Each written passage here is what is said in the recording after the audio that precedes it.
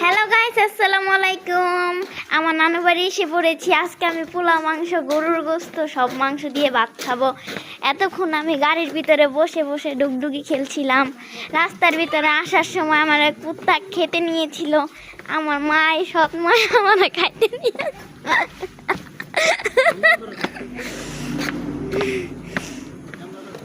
আমার নানু বাড়ি এসেছি আমি।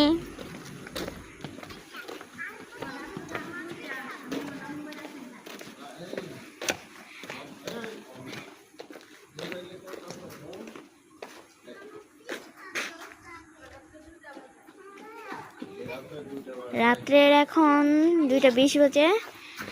আমরা নারায়ণগঞ্জ থেকে এখানে এসেছি। রাত্রের 12টা বাজে আমরা রওনা দিয়েছিলাম, তাই তো দেরি হয়ে গেছে। রাত্রে 2টা বাজে। এই যে আমার নানু আসছে।